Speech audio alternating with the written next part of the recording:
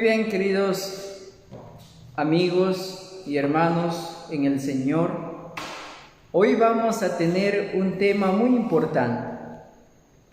Para esto les invito a abrir el libro santo, el libro del Señor, en el libro de Génesis capítulo 4. Vayamos entonces al libro de Génesis capítulo 4, desde el verso 4 en adelante. Dice el Señor así: estos son los orígenes de los cielos y de la tierra, cuando fueron creados el día que Jehová Dios hizo la tierra y los cielos. En el verso 4 del capítulo 2, el Señor se presenta como el creador de todas las cosas.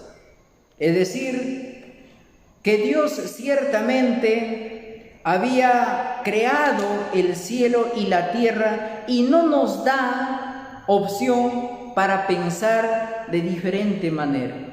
Es más, cuando usted lo lee, el capítulo 1, desde el verso 1 del libro de Génesis, claramente nos habla de esta manera: en el principio creó Dios los cielos y la tierra. Y cuando Dios habla de su creación, ciertamente también habla de la formación del hombre. En el verso 7 dice: entonces Jehová, del capítulo 2, el verso 7 nos habla: entonces Jehová Dios formó al hombre del polvo de la tierra y sopló en su nariz aliento de vida, y fue el hombre un ser viviente. Claramente vemos ahí la formación del hombre.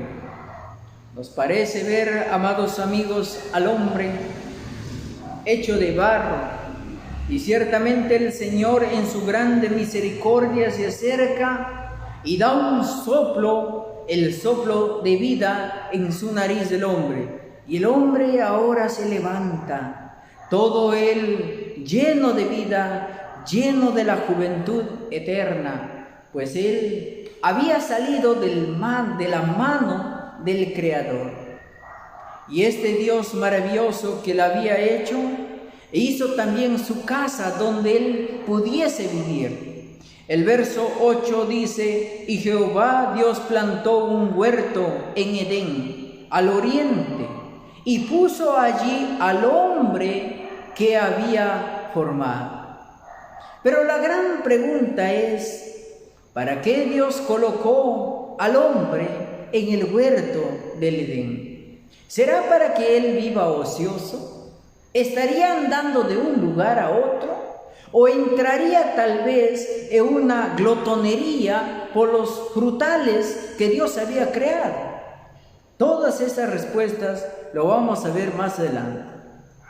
Entonces dice el verso 9: y Jehová Dios hizo nacer de la tierra todo árbol delicioso a la vista y bueno para comer, también el árbol de vida en medio del huerto, y el árbol de la ciencia del bien y del mal. Claramente podemos notar en este texto tres calidades de árboles. Uno, los árboles frutales que ciertamente hoy en día conocemos: la manzana, la pera, la naranja, y todos los árboles, el mango. Todos esos árboles frutales, los higos también, que Dios había hecho para el hombre. Pero también había dos árboles muy importantísimos: el árbol de la vida, en la cual ciertamente Adán, cuando él comía de este árbol, prolongaba su existencia. Es decir, este árbol le daba vida terrenal, siempre y cuando él sea obediente al mandamiento del Señor, que Dios le había dicho: no comas de este árbol prohibido, el árbol de la ciencia del bien y del mal. Él podía completamente disfrutar del árbol de la vida, para así prolongar sus días sobre la tierra. Por eso dice en el verso 17 del capítulo 2, mas del árbol de la ciencia, del bien y del mal, no comerás, porque el día que de él comieres, ciertamente morirás. Esto fue la indicación, una ley tan simple que el hombre ciertamente desobedeció. Ya en el capítulo 3 vemos claramente la desobediencia del hombre ante su Creador. Por eso, cuando el hombre había caído en esta maldición, la tierra sufría por causa del hombre. Ahora el Señor vino y habló al hombre diciéndole, y al hombre dijo, el verso 17 del capítulo 3, y el hombre dijo, por cuanto obedeciste a la voz de tu mujer y comiste del árbol que te mandé diciendo, no comerás de él, maldita será la tierra por tu causa, con dolor comerás de ella todos los días de tu vida. Esto fue la sentencia. ¿Por qué el hombre debería sufrir para alimentarse? Por causa de él mismo. Es más, la tierra cayó en maldición. Las frutas, las hortalizas, los tubérculos y todo lo que produce que es apto para el alimento humano, ciertamente había caído en una tremenda maldición delante de Dios. ¿Pero por qué? Por causa del hombre. Por eso ahora el Señor se preocupó por el hombre y dijo, bueno, voy a hacer algo para que el hombre no vaya a ser que se vuelva un ser inmortal. Vayamos al siguiente verso, el verso 21 en adelante. Y Jehová Dios hizo al hombre y a su mujer túnicas de pieles y los vistió. ¿Por qué los vistió? Porque estos hombres ciertamente habían estado desnudos. Abel ya tenía túnicas que su padre lo había creado, es decir, Adán.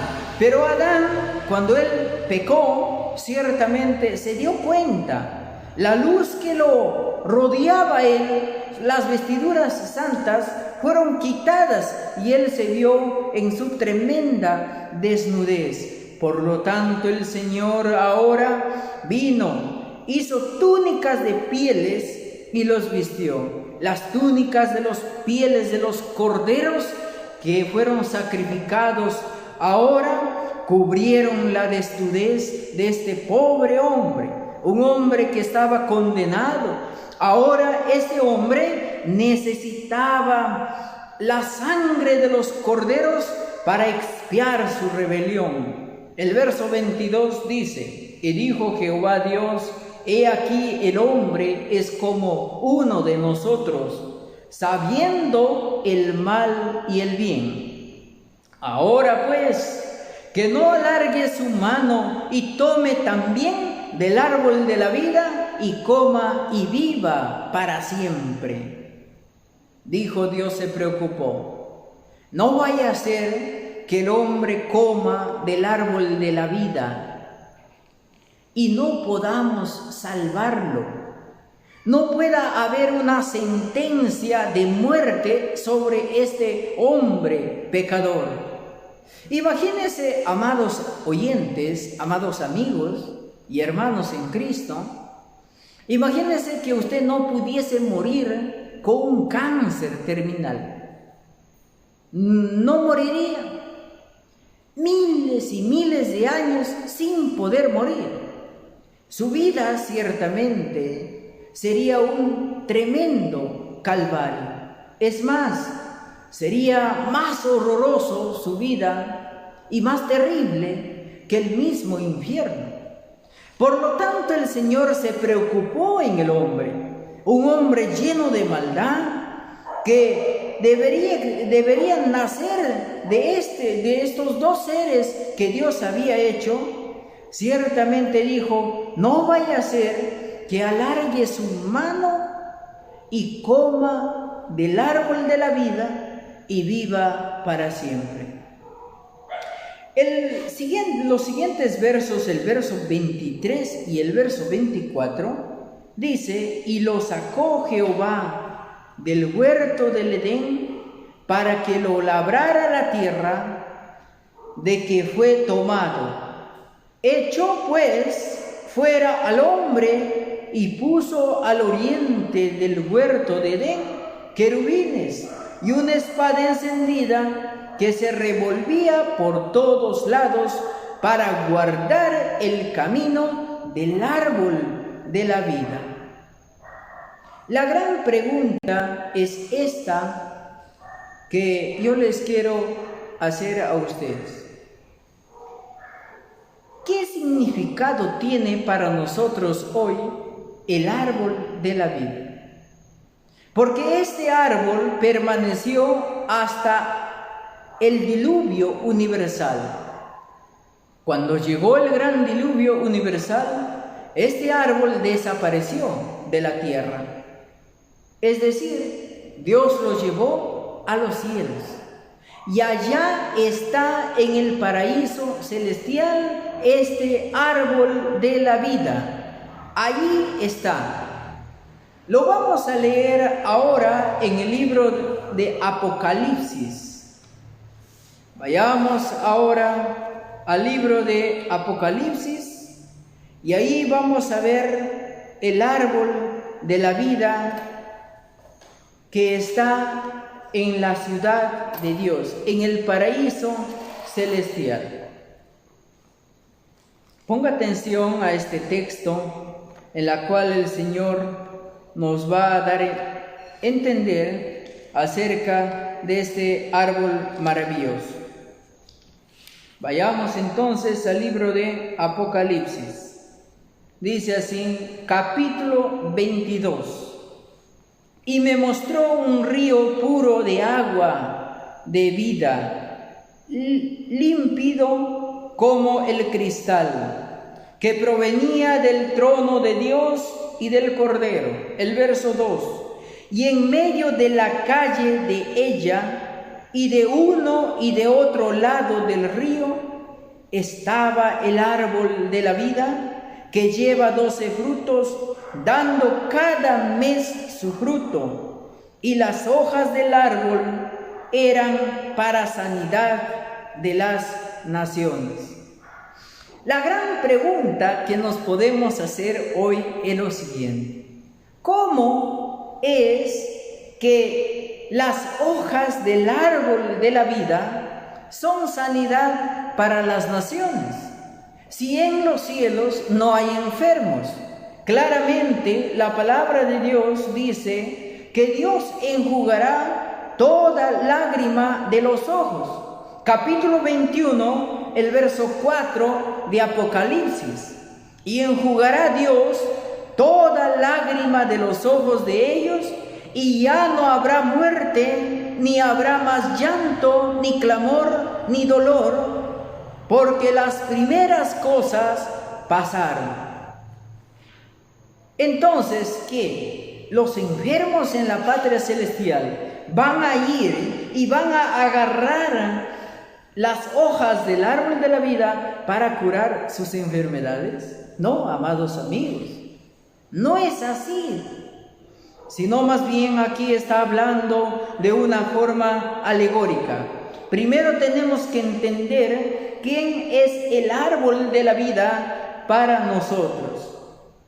El comentario bíblico, comentando este texto, nos habla y nos dice de la siguiente manera: Cristo es la fuente de nuestra vida, la fuente de la inmortalidad.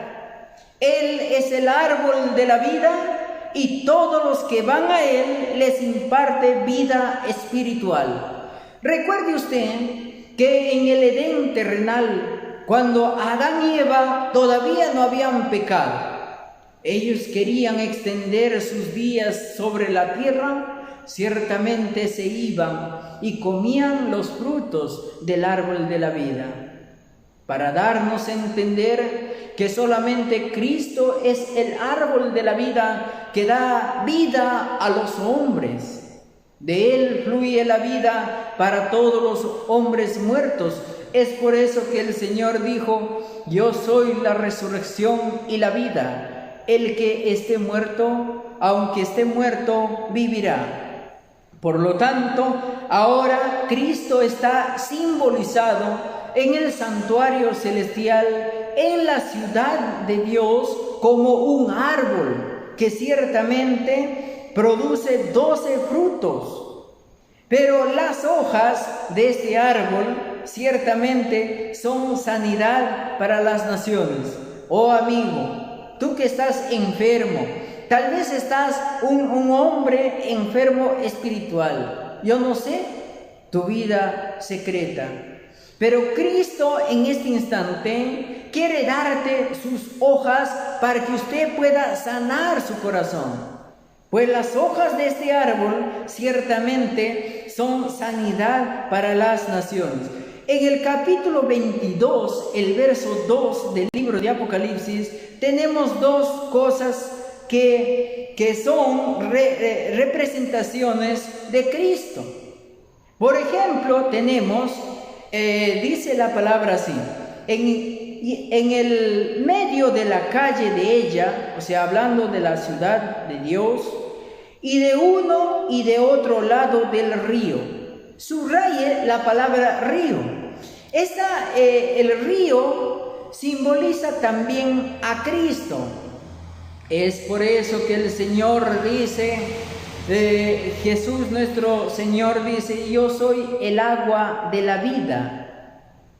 Cristo es el agua de la vida. Y también dice: estaba el árbol de la vida que lleva 12 frutos, dando cada mes su fruto, y las hojas eran para sanidad de las naciones. El comentario bíblico acerca de esto, de las hojas del árbol de la vida, nos comenta y nos dice así. Ponga atención. El árbol de la vida plantado para nosotros. Los hijos de los hombres han tenido un conocimiento práctico del mal. Pero Cristo vino al mundo para mostrarles que ha plantado para ellos el árbol de la vida, cuyas hojas eran para la sanidad de las naciones. Ahora ponga atención. Las hojas del árbol de la vida os son ofrecidas. Son más dulces que la miel y que la que destila del panal. Tomadlas, comedlas, digeridlas, y vuestro miedo se desvanecerá. Cristo era el árbol de la vida para todos los que quisieran tomarlo y comerlo. Entonces claramente vemos acá que Cristo nos ofrece las hojas del árbol de la vida. Y estas hojas pueden curar a los drogadictos, a los hombres criminales, aquellos hombres que aparentemente tienen paz, pero no lo tienen. Aquellos hombres infelices que ciertamente buscan cambiar y van en pos ciertamente de grandes consejeros. Pero si tomaran, oh amados amigos, las hojas de este árbol bendito, ciertamente serían curadas inmediatamente. Por eso dice: recuerden que todos, que el árbol de la vida lleva 12 clases de frutos. Esto representa la obra espiritual de las misiones en la tierra. La palabra de Dios es para nosotros el árbol de la vida. Cada porción de la Escritura tiene su uso. En cada parte de la palabra hay alguna lección que aprender. Aprended, pues, cómo estudiar vuestras Biblias. Este libro no es un montón de retazos, es un educador. Entonces, la palabra de Dios es el árbol, es las hojas del árbol de la vida. Cuando usted estudie, oh amados amigos, va a sanarse su corazón. Había un hombre allá en Estados Unidos, Nick, un gran criminal, pero un día, en medio de la maldad en la cual estaba él viviendo, ciertamente escuchó a un pobre evangelista, David Wilkerson, y fue convertido a Cristo, pues las hojas del árbol de la vida, que son la palabra de Dios, cambiaron su corazón. Oh, amados amigos, cuando usted también escuche la palabra de Dios, encontrará en cada porción algo que Dios quiere decirnos. Si usted está quizás afanado por los placeres de esta tierra, quizás está más afanado en las ganancias de este mundo, la palabra de Dios le va a hablar a su corazón. Allá en el libro de San Mateo capítulo 6, el verso 25, cuando el Señor dice así: por tanto os digo, no os afanéis por vuestra vida, que habéis de comer o que habéis de beber, ni por vuestro cuerpo que habéis de vestir. ¿No es la vida más que el alimento y el cuerpo más que el vestido? Mirad las aves del cielo, que no siembran, ni siegan, ni recogen en graneros, y vuestro Padre Celestial los alimenta. ¿No sois vosotros mucho mejores que ellas? Queridos amigos, hace muchos años atrás, allá en mi tierra, después que cultivábamos los campos, ciertamente, venían las aves para comer los granos que se había depositado en la tierra. Venía la perdiz, venían las palomas, y ciertamente yo empezaba a hacer las jaulas para atrapar a esas aves. La gran sorpresa que me daba, que cada ave estaban bien nutridas. No sucede así con cada uno de nosotros. Si usted desea, puede dar una mirada allá al país de África, cómo los hombres mueren. Mire, si quiere, ahora, en este instante, las noticias del país de Venezuela. Mucha gente está desnutrida. Pero el Señor dice así: miren a las aves, tengan confianza, tengan fe. Por esa misma razón, la palabra de Dios viene a ser una medicina para nuestros corazones. Todos los corazones que están tal vez entristecidos. Quizás en esta noche usted está temeroso, está con un corazón lleno de miedo al futuro. ¿Tienes miedo? ¿Por qué habréis de temer? Ciertamente la palabra de Dios, que son las hojas del árbol de la vida, tiene para usted mensajes de esperanza. Pero ¿cómo dirá alguien que la palabra de Dios puede llegar exactamente a mi corazón? ¿Puede darme consuelo en un momento de desánimo? Claro que sí. Vayamos entonces ahora al libro de Isaías. Dice allá el Señor así, en el libro de Isaías, capítulo 41, el verso 10.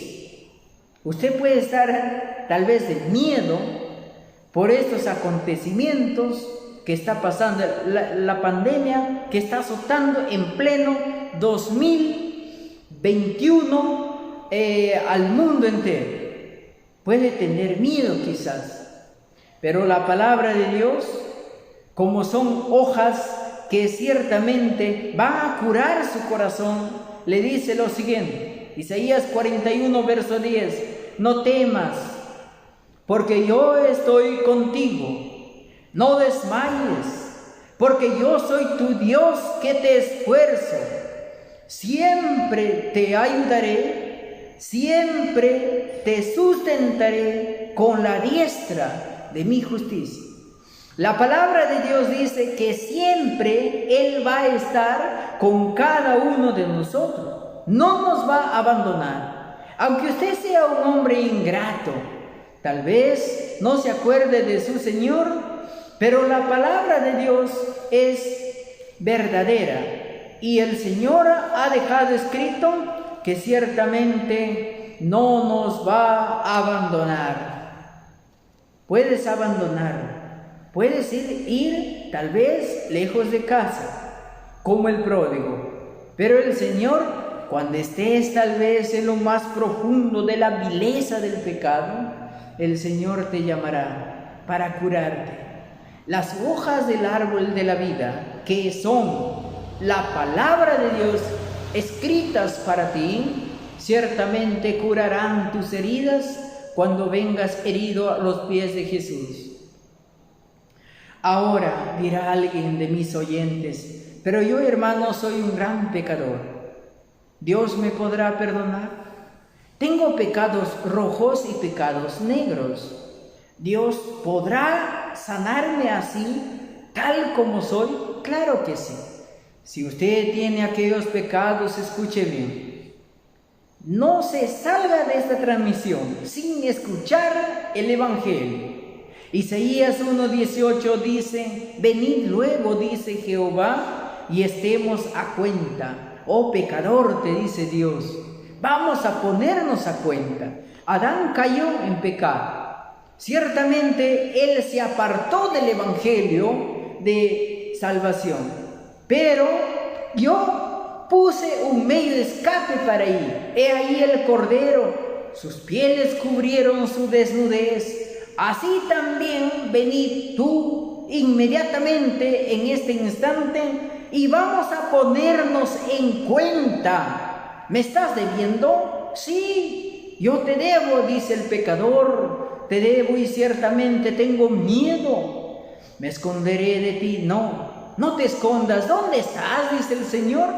¿Dónde te esconderás?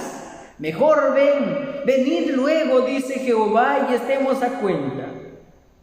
Si vuestros pecados fueren como la grana, como la nieve serán emblanquecidos. Si fueren rojos como el carmesí, vendrán a ser como blanca lana. Esa es la esperanza maravillosa que deja la palabra de Dios. Y para aquellos jóvenes que están lejos del Señor, ahora hay también consejos maravillosos para que ellos no se aparten del verdadero camino de salvación. Y uno de estos mensajes que podemos escuchar en la palabra de Dios, lo encontramos allá en el libro de Proverbios, en el capítulo 1, el verso 10. Hijo mío, si los pecadores te quisieren engañar, no consientas. Si dijeren, ven con nosotros, pongamos acechanzas para derramar sangre, acechemos sin motivo al inocente, los tragaremos vivos como el sepulcro y enteros como los que caen en el abismo. Hallaremos riquezas de toda clase, llenaremos nuestras casas de despojos. Echa tu suerte entre nosotros, tengamos todos una sola bolsa. Hijo mío, no andes en camino con ellos, aparta tu pie de sus veredas. El verso 17. Porque no en vano se tenderá la red ante los ojos de toda ave, mas ellos a su propia sangre ponen acechanzas y a sus propias vidas tienden lazo. Estos son los consejos que encontramos en la palabra de Dios. Si usted leería desde el Génesis hasta el Apocalipsis, ciertamente el Antiguo Testamento habla de Cristo el Señor. En cada historia bíblica usted podría ciertamente encontrar a Jesús. Allá en Francia, muchos años atrás, la Biblia fue quemada en plena plaza de armas. Los dos testigos bíblicos, el Antiguo y el Nuevo Testamento, fueron muertos. Y allá estaba este hombre ateo, un hombre que se burlaba de la religión, Voltaire. Este hombre dijo así, burlándose de la Biblia: estoy cansado, dijo él, de escuchar de que Jesús con sus 12 apóstoles fundaron la religión cristiana. Yo aseguro hoy que basta un solo hombre para destruir aquella religión fundada. Pero, amados amigos, cuando este hombre ateo murió, ciertamente en su casa hicieron una imprenta de la palabra de Dios. Miles y miles de textos bíblicos salieron de su casa. Otro reformador hablaba y decía, refiriéndose a la Biblia es un yunque, dijo él, donde se han gastado muchos martillos. Y si la Biblia es así, ¿por qué usted no alarga su mano para agarrar una porción de la palabra de Dios y curar su alma? ¿Que acaso no crees en la veracidad de la palabra de Dios que dice en el capítulo 22, donde nos habla en el verso 2, que las hojas del árbol eran para la sanidad de las naciones? Eran en el pasado, es decir, ahora. Por eso nos dice que después de que el hombre haya alcanzado esta sanidad de su corazón, va a entrar en una patria, en el verso 3, donde no habrá más maldición, y el trono de Dios y del Cordero estará en ella, y sus siervos le servirán. El verso 4, y verán su rostro y su nombre estará en sus frentes. Amados amigos, en el verso 5 dice, y allí no habrá más noche, y no tienen necesidad de lámpara, ni de luz, ni de sol, porque el Señor Dios los alumbrará y reinará por siempre jamás. Esta es la promesa del cielo para usted. Ahora Dios quiere que usted crea y empiece ahora a estudiar la palabra de Dios, porque esta palabra ciertamente va a curar su corazón.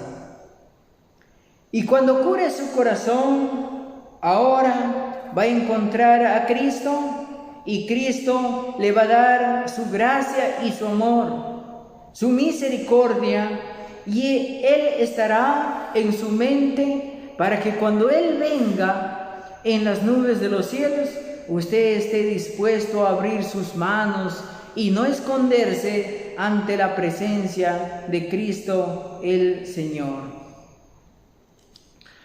Hay una parte donde nos habla un comentario bíblico diciendo así: debéis ejercitar vuestros propios pensamientos antes de poder sacar verdadero beneficio de la Biblia. Los nervios y los músculos espirituales deben ser ejercitados por la palabra. El Espíritu Santo hará recordar las palabras de Cristo, iluminará la mente y conducirá en la búsqueda de la verdad. Que Dios te bendiga en esta preciosa noche. Y quiero despedirme con un texto bíblico para que usted pueda ahora atender y aceptar a Cristo el Señor. Porque alguien puede decir así, uno de mis oyentes puede decir lo siguiente: hermano, sé que he hecho cosas malas y yo no sé cómo debo alcanzar el perdón de mis pecados, de mis rebeliones. ¿Quién me podrá perdonar? He andado lejos de casa. Es más, me aparté del Señor, del verdadero sendero. Pero, ¿hay alguien quien me podrá perdonar? Claro, yo escuché, dirá otro. Yo escuché que el Señor tiene misericordia. Pero ¿dónde está esa promesa? Usted nos habla de que la Biblia está llena de promesas. Quiero escucharlo. Muy bien, entonces vamos a escuchar. Daniel capítulo 9, el verso 9. Dice así: de Jehová nuestro Dios es el tener misericordia y el perdonar, aunque contra Él nos hemos rebelado. ¿Te has rebelado contra Dios? Entonces no vayas al cura, no vayas al sacerdote, no vayas a ese lugar. Ve más bien a Jesús, porque de Él es el tener misericordia, dice la palabra de Dios. Él está en el santuario celestial. Él está allá vestido como el gran sumo sacerdote, intercediendo por cada uno de los pecadores. ¿Que no aceptarás que Cristo ha muerto por ti? ¿Que ciertamente Él puede darte un nuevo corazón? ¿Le dejarás a Él interceder por otros y no por ti, que estás condenado en este instante? ¿O aceptarás ciertamente a Cristo para alcanzar esas promesas maravillosas de su perdón? Entonces, detente un momento donde estás. Recapacita, piensa en la palabra de Dios. Piensa lo maravilloso que puede hacerte la palabra de Dios con su estudio y su meditación. Y si lo has pensado en esta noche, tendrás paz en tu corazón.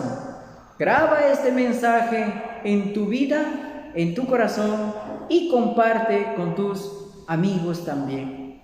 Que Dios te bendiga en esta hermosa noche